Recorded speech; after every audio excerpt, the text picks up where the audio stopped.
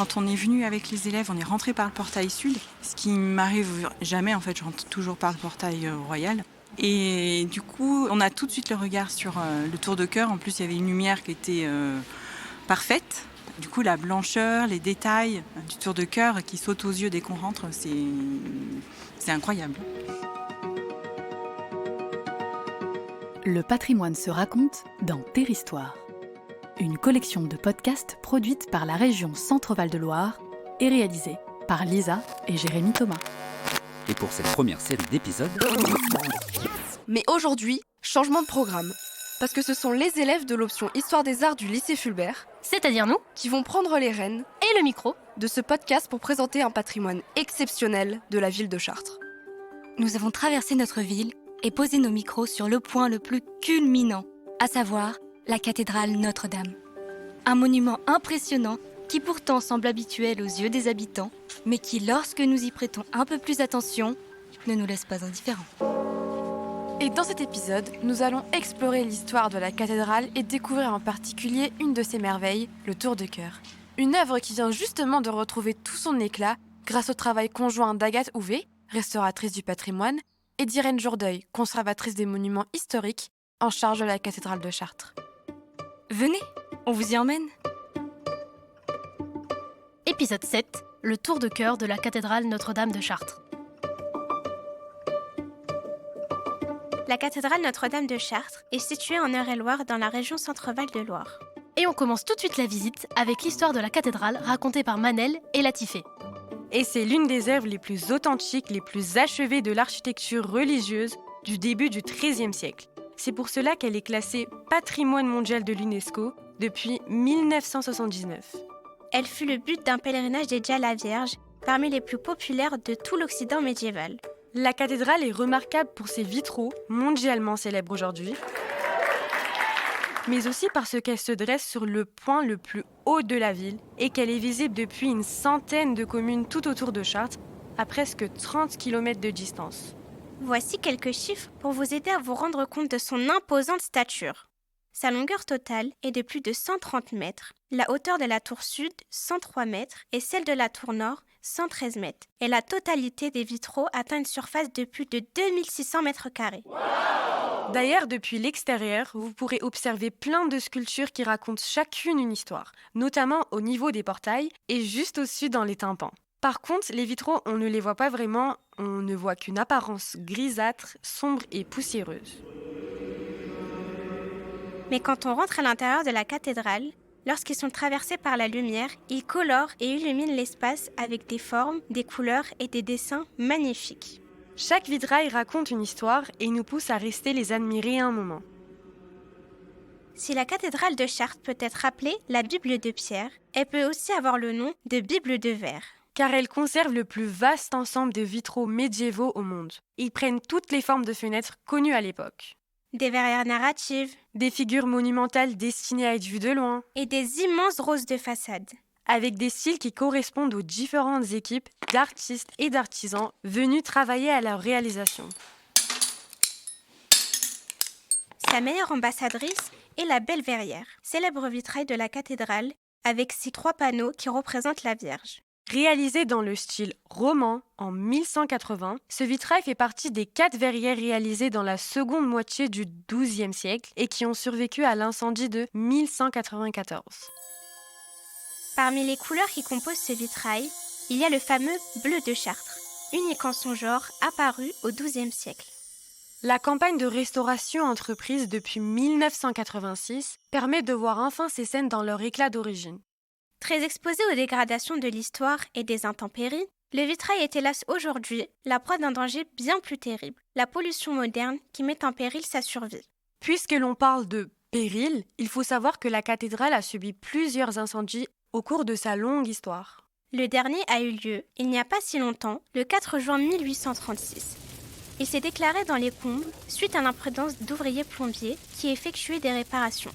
Le feu s'y est propagé rapidement, détruisant la charpente en bois et la couverture de plomb de l'édifice. Mais heureusement, cet incendie a permis la reconstruction d'une charpente métallique qui pèse plus de 600 tonnes et qui protège aujourd'hui la cathédrale. Alors maintenant que vous connaissez un peu mieux l'histoire de la cathédrale, On va vous donner nos impressions à nous sur ce monument. Vas-y Manel, commence. Moi, quand je suis à côté d'elle, plus je lève les yeux, plus je me sens toute petite face à elle. Partout où je regarde, il y a du détail. Et quand je rentre à l'intérieur, je suis comme dans une bulle, comme dans un cocon. Les portes se ferment, les bruits s'arrêtent, seuls les pas et les chuchotements se font entendre. La lumière est tamisée et les rayons du soleil traversent les vitraux pour nous laisser les admirer. Et toi, Latife, qu'est-ce que tu as ressenti ? Pour nous les Chartrains, cette cathédrale est peut-être aujourd'hui un objet du quotidien. Mais si vous rentrez à l'intérieur, vous serez toujours impressionné. Moi, je l'ai visitée plusieurs fois depuis mon enfance, notamment avec des sorties scolaires, et à chaque fois, elle me fascine.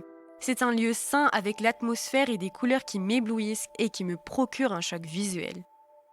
Maintenant, nous allons, Bastien et moi, aller à la rencontre d'Irène Jourdeuil, la conservatrice de ce magnifique édifice qu'est la cathédrale de Chartres. Elle va nous partager sa passion pour ce monument. Je disais par ici, si vous en êtes d'accord, parce que comme ça on a une belle lumière sur le tour de cœur et ça permettra d'évoquer quelques scènes de ce côté-ci. Tout d'abord, merci beaucoup de répondre à nos questions aujourd'hui. On est ravis de vous rencontrer ici et avant toute chose, on aimerait vous demander en quoi consiste votre métier. Je suis conservateur des monuments historiques. Ce métier, on peut le résumer en 3 principales missions. La première, c'est de participer à la protection, au titre des monuments historiques, des immeubles et des objets mobiliers d'intérêt patrimonial qui sont conservés dans un territoire donné. En l'occurrence, pour ce qui me concerne, c'est le territoire de la région Centre-Val de Loire. La deuxième mission, c'est de participer à la conservation et à la transmission aux générations futures des immeubles et des objets mobiliers de ce territoire. Et ma troisième mission, c'est de concourir aussi à l'étude et à la mise en valeur de ce patrimoine. Pour des gens qui ne connaissent pas du tout, est-ce que vous pourriez nous présenter dans les grandes lignes le tour de chœur de la cathédrale ? Tout d'abord, je dirais que le tour de chœur, c'est une appellation qui est ici donnée à Chartres à la clôture qui vient enfermer le chœur liturgique. C'est une muraille sculptée à l'intérieur de la cathédrale gothique qui a été commandée au début du XVIe siècle par les chanoines de la cathédrale, c'est-à-dire les clercs qui habitaient et qui priaient dans cet édifice. C'est une clôture qui a été édifiée donc à partir de 1514 sous la maîtrise d'œuvre d'un certain Jean Texier, qu'on connaît aussi sous un autre nom, Jean de Beauce. C'était le maître de l'œuvre de la cathédrale de Chartres. Donc lorsque les chanoines lui confient la construction de ce tour de chœur, ils ont plusieurs objectifs finalement. D'abord créer cette barrière qui vient isoler le chœur liturgique réservé aux chanoines du reste de la cathédrale. Les chanoines ont aussi pour objectif de faire de cette clôture une sorte de reliquaire monumental, puisque cette clôture va abriter une partie du trésor et des reliques de la cathédrale. Et puis, il faut se replacer dans le contexte du début du XVIe siècle, un moment où la foi catholique est attaquée en quelque sorte par les protestants qui remettent en cause un certain nombre de sacrements ou encore le culte des saints et notamment celui de la Vierge Marie. Donc les chanoines ont à cœur de magnifier la Vierge Marie à travers la construction de ce tour de chœur. À la vie du tour de chœur, on se demande comment conserve-t-on un monument comme celui-ci ? Alors aujourd'hui, la priorité que nous avons, ça va être de travailler et d'agir en matière de conservation préventive, c'est-à-dire limiter ou en tout cas retarder les altérations que peut subir un ouvrage patrimonial tel que le tour de chœur. Par exemple, vous voyez qu'on a récemment restitué une mise à distance. Elle a notamment pour vocation de limiter les altérations que peuvent causer les visiteurs lorsqu'ils font le tour de ce tour de chœur. Autre moyen d'action, par exemple, on a étudié ces dernières années, en lien avec le clergé affectataire de la cathédrale, des luminaires qui suscitent moins de fumée et qui donc vont un peu moins encrasser à la fois les parements et les sculptures de la cathédrale. Et puis, alors peut-être le moyen le plus efficace d'essayer de conserver cette clôture sculptée, c'est d'envisager de façon régulière le dépoussiérage de ces sculptures pour éviter que la poussière elle ne devienne trop importante, qu'elle finisse par vraiment s'incruster dans la sculpture et à terme susciter d'autres altérations. Mais bien souvent, il arrive un moment où la conservation préventive, l'entretien ne suffisent plus. Et parfois, on est obligé d'envisager des interventions plus fondamentales qu'on appelle de la restauration. Donc c'est ce qui a été mené de 2015 à 2022 sur ce tour de chœur. Un grand chantier de restauration qui a été mené sous la maîtrise d'œuvre de l'architecte en chef des monuments historiques et qui a été réalisé par différents conservateurs, restaurateurs de sculptures qui sont venus principalement nettoyer ce tour de cœur qui était extrêmement encrassé, qui était devenu vraiment très noir. Donc on ne lisait absolument plus la finesse des sculptures. On avait perdu aussi un peu le sens symbolique de ce tour de cœur qui est dédié à la Vierge et qui, dès l'origine, a été conçu comme une sculpture complètement blanche. L'idée étant de mettre en avant la pureté de la Vierge, l'Immaculée Conception. Je pense que le résultat aujourd'hui est à la hauteur, c'est-à-dire qu'on redécouvre vraiment ces sculptures qui sont absolument formidables. Maintenant, nous allons vous poser quelques questions un peu plus personnelles. Vous qui avez l'habitude de ce monument si important dans l'histoire, que ressentez-vous devant celui-ci ? Alors, je pense que je ressens ce que beaucoup de visiteurs ressentent en découvrant cet ouvrage. À la fois, moi, je ressens beaucoup d'émotions parce qu'on est devant un ouvrage exceptionnel à tous égards et qui a miraculeusement traversé les siècles. On s'en étonne parce qu'on sait que beaucoup de sculptures ou de patrimoine ont été détruits pour diverses raisons au cours des siècles. Celui-ci nous a été préservé, c'est formidable. Et au-delà de l'émotion, c'est beaucoup d'admiration parce qu'on a un tour de cœur sculpté avec une infinie finesse. Et on a parlé pour ce tour de cœur de dentelle de pierre et il me semble que le mot est parfaitement adapté. En particulier quand vous regardez les parties hautes, il y a un foisonnement de détails qui est vraiment exceptionnel et on s'étonne en fait que tout ça soit encore parvenu jusqu'à nous. Voilà. Nous avons beaucoup aimé visiter le tour de cœur. Nous aimerions le partager avec le plus de monde possible. Dites-nous, pourquoi devrait-on le visiter ? Je pense qu'il y a de très multiples raisons de venir voir le tour de cœur restauré. D'abord parce qu'il est pour beaucoup complètement inconnu et donc il mérite d'être découvert.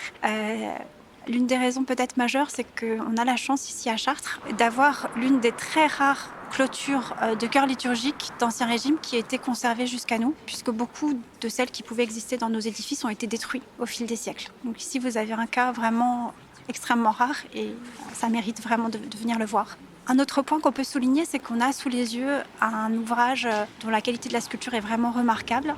Si vous prenez le temps d'observer en détail, sur toute la partie basse du tour de cœur, vous allez observer un décor ornemental qui est vraiment foisonnant, d'une rare qualité de réalisation. En fait, on est sur probablement l'un des plus beaux décors sculptés religieux du début de la Renaissance en France.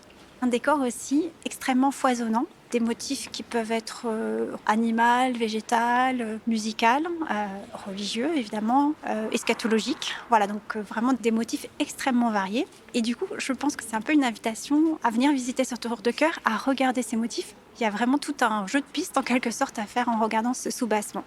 Et peut-être aussi pour finir, je dirais que venir voir ce tour de cœur, c'est aussi l'occasion de découvrir ou de redécouvrir la cathédrale gothique de Chartres, qui est l'une des plus emblématiques qui soit et qui est dans un état de conservation vraiment remarquable, tant pour son architecture, sa sculpture, ses décors peints ou ses vitraux. Voilà, on a ici le plus important ensemble de verrières médiévales qui existe dans un monument. Donc voilà, on peut être fier d'avoir à la fois ce magnifique écrin gothique et à l'intérieur ce chef-d'œuvre de la Renaissance. Merci beaucoup d'avoir répondu à nos questions. On a besoin que la jeunesse s'intéresse au patrimoine. Nous ne sommes que des passeurs et notre objectif, c'est de transmettre aux générations futures, dont vous faites partie. Et on espère que vous-même, plus tard, vous transmettrez à plus jeunes que vous. Et que voilà, nous pourrons préserver ce patrimoine qui nous dépasse un peu tous. Nous retournons maintenant au lycée Fulbert pour découvrir plus spécifiquement le tour de cœur. C'est une grande muraille de pierre sculptée et de calcaire qui mesure une centaine de mètres de long sur plus de 6 mètres de hauteur. Il a été réalisé du XVIe au XVIIIe siècle et il est constitué de 4 niveaux, notamment le soubassement, au niveau inférieur, avec un décor d'architecture aux motifs variés, décoré de moulures, de médaillons à l'antique et de carrés sur la pointe.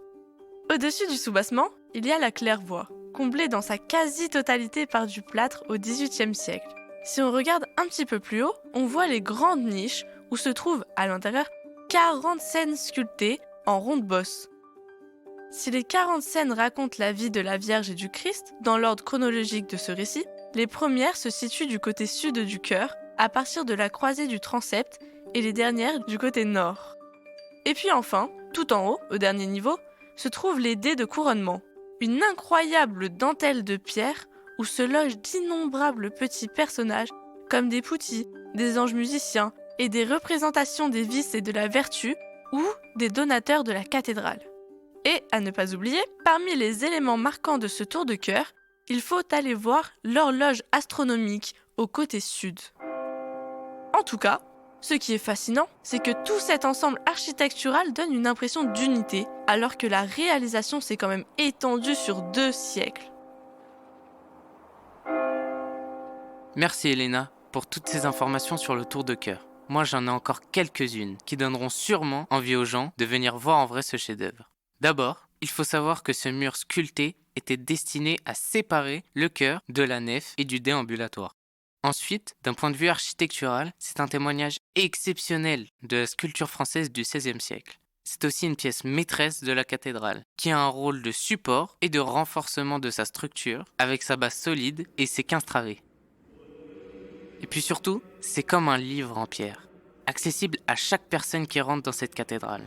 Le tour de cœur raconte une histoire, celle de la glorification de Notre-Dame, que l'on peut lire à la verticale ou à l'horizontale.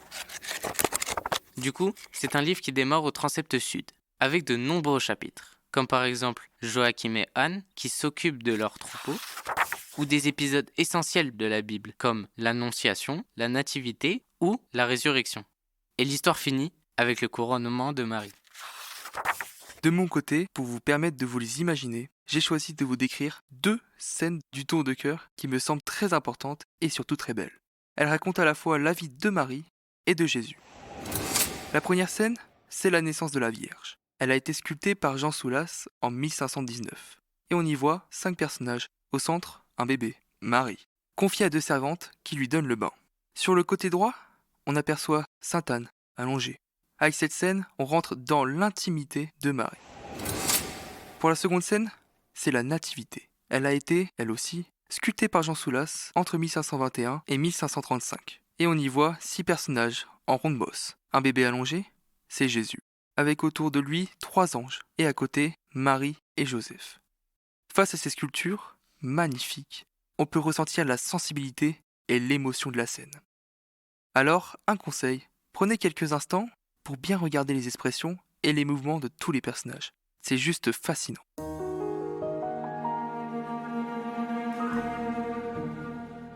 Mais toutes ces belles histoires ne seraient rien sans les matériaux avec lesquels ce trésor du patrimoine a été construit. Chaque pierre a été recherchée minutieusement. C'est une pierre à grain fin, plutôt blanche et tendre. Les sculpteurs ont choisi cette pierre blanche pour donner plus de luminosité et de l'esthétisme au tour de cœur. C'est une pierre sublime, facile à tailler, mais fragile. Les 2 pierres destinées aux travaux du tour de cœur sont la pierre de Marboué et la pierre de Vernon, qui proviennent des 4 villages autour de la région de Chartres, Marboué, Saint-Aignan, Louviers et Vernon. À noter que, sur ce tour de cœur, il n'y a aucune couleur utilisée, sauf pour l'horloge astronomique. Pour clôturer cette visite à l'audio du tour de cœur, qui vous a plu je l'espère, je vais vous parler d'un sujet essentiel pour que l'on puisse l'admirer toujours aujourd'hui, c'est sa restauration. Le tour de cœur que nous pouvons admirer aujourd'hui n'a pas toujours eu cet aspect. Il a été transformé tout au long de son histoire. Au XVIIIe siècle, par exemple, le jubé du Moyen-Âge a été supprimé et remplacé par une grille, elle-même démontée au XIXe siècle. Les fonds de niche du tour de cœur ont été comblés, ne laissant plus passer la lumière vers le cœur. Le dernier grand chantier mené est la restauration de la clôture, commencée en 2015. Elle a permis à cet ouvrage exceptionnel de retrouver toute sa blancheur et son éclat. Cette restauration révèle des zones d'ombre en mettant en lumière des détails sur la manière dont le tour de cœur a été conçu. Alors maintenant qu'on en sait un peu plus sur le tour de cœur de la cathédrale, voici une interview d'Agathe Houvet, restauratrice du tour de cœur. On peut se rapprocher du tour de cœur. D'accord. On y va, juste au pied. Alors bonjour, déjà merci de répondre à nos questions. Je suis Romane et je suis Emma. Tout d'abord, pouvez-vous nous dire quel est le métier de restaurateur et qu'est-ce qu'une bonne restauration ? Alors, le métier de restaurateur, je nous considère comme des spécialistes et des techniciens de la matière dont les connaissances scientifiques historiques vont servir à la sauvegarde des objets ou des monuments qui constituent notre patrimoine. Et donc, pour être restaurateur, il faut avoir suivi une formation spécialisée de grade master, donc en 5 ans. Et qui est dispensée en France dans seulement 4 établissements publics. Et donc l'objectif, c'est de conserver le patrimoine pour le transmettre, être en mesure de présenter les œuvres, de les montrer au public à travers des expositions, à travers des visites, etc. Mais aussi la transmission aux générations futures. Donc faire en sorte que les œuvres soient dans un état qui permet de traverser les années et que tout le monde en profite. Pendant nos recherches, le terme médecin du patrimoine nous est venu à l'esprit. Est-ce que vous êtes plutôt d'accord avec ça ? Oui, complètement, parce que au-delà du fait que notre objectif c'est d'allonger la durée de vie des œuvres, on utilise un lexique qui est assez proche. On parle d'intervention, d'opération, de traitement qu'on établit à partir de diagnostics. On ne va jamais intervenir sans avoir fait au préalable un diagnostic, savoir quelles sont les problématiques, qu'est-ce qu'on va devoir traiter. Ensuite, on utilise les mêmes outils. On travaille avec des scalpels, on travaille avec des seringues, on travaille avec des pinces. Et on a recours aussi au même type d'examen, c'est-à-dire qu'on peut être amené à radiographier des œuvres, à faire des analyses en laboratoire, par exemple pour les contaminations des pierres par les sels ou par les micro-organismes, les champignons, etc. On peut utiliser des endoscopes pour aller voir à l'intérieur des sculptures quand c'est nécessaire. Donc oui, en fait, ouais, effectivement, le parallèle est assez parlant. En quoi consistait le chantier du tour de la cathédrale ? Pour la restauration du tour de chœur, c'était majoritairement des interventions de surface, dépoussiérage et nettoyage. Il faut s'imaginer le tour de chœur noir, vraiment très noir. Donc le plus gros du travail, c'était les interventions de nettoyage. Et après, on a eu quelques interventions structurelles, de la consolidation par exemple, collage, goujonnage, reprise des joints. Et puis aussi, une grosse partie, ça a été d'inventorier tous les fragments qui ont été retrouvés au cours des chantiers, dans les espaces ménagés entre les scènes et les murs qui ont été montés au 18e. Il y a des fosses dans lesquelles on s'est engouffré et on a ressorti des centaines et des centaines de fragments qui avaient été cassés notamment au moment des aménagements 18e. Et donc voilà, on a pu parmi ces fragments en replacer quelques-uns. Et les autres qu'on n'a pas pu replacer parce que c'était sur des parties détruites ont été inventoriés, photographiés, conditionnés et sont placés dans les dépôts lapidaires de la cathédrale. Quelle était la partie la plus dure à restaurer ? Parce que quand on regarde comme ça, il y a des choses tellement fines. C'est exactement ça, le plus dur à restaurer, c'est les parties les plus fines, parce que c'est très fragile et parce que les accès sont très compliqués. Donc les parties, les dés en hauteur avec des petites parties ajourées, c'est très fouillé en fait. Et il y a beaucoup de petits éléments qui dépassent aussi, des petites parties saillantes qui sont très très fragiles. Et aussi l'arrière de la clôture, puisque c'est des passages très exigus et donc ça demande de ne pas aller trop vite et de faire attention où on place les pinceaux, où on place les mains. Donc le plus délicat, c'était vraiment ces parties-là. Mais du coup, vous devez ressentir beaucoup de pression dans ce métier. Ouais, entre autres, de la pression, la pression de bien faire, puis d'être à la hauteur des responsabilités qu'on nous confie. D'où vous vient cette passion pour la restauration ? Alors très honnêtement, au départ, c'est le hasard qui m'a conduite à visiter la formation qui est dispensée à l'École supérieure des Beaux-Arts de Tours, parce que moi j'étais étudiante à Tours, mais à la faculté, sur le trottoir d'en face. Donc c'est le hasard qui m'a amenée à rentrer dans les ateliers, à découvrir cette formation, et ça a été comme un déclic. C'est ce que je voulais faire. Donc j'ai arrêté la fac pour me consacrer à la préparation du concours. Et donc la passion, elle est venue au fur et à mesure des années, surtout depuis que je suis installée. C'est vraiment avec l'expérience. Et qu'est-ce que vous aimez du coup le plus dans ce métier ? La diversité.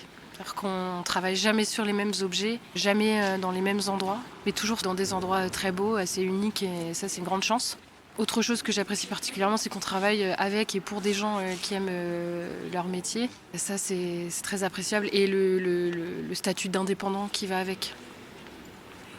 Est-ce que vous venez souvent à la cathédrale en tant que visiteuse et quel est le regard que vous portez sur votre travail ?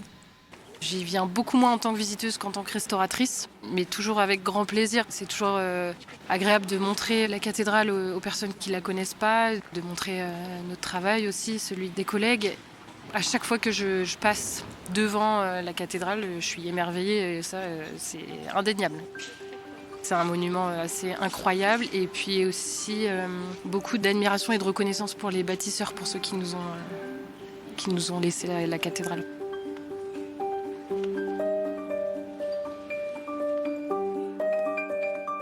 C'était l'épisode 7 de Terre Histoire, consacré au tour de chœur de la cathédrale Notre-Dame de Chartres.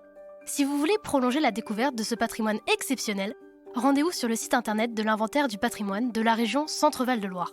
Dans l'onglet Étudier, vous sélectionnez le tour de chœur de la cathédrale Notre-Dame. On vous met toutes les infos utiles dans la description de l'épisode. La classe de l'option Histoire des Arts du lycée Fulbert a été ravie de vous présenter ce monument et ce patrimoine de la ville de Chartres. Avec, au micro, Manel, Latifé, Mayouen, Flora, Tiffaine, Angeline, Romane, Emma, Alexandre, Ilona, Audrey, Batita, Bastien, Léo, Elena. Et nous, Lisa et Jérémy, on voudrait juste ajouter un mot avant la fin.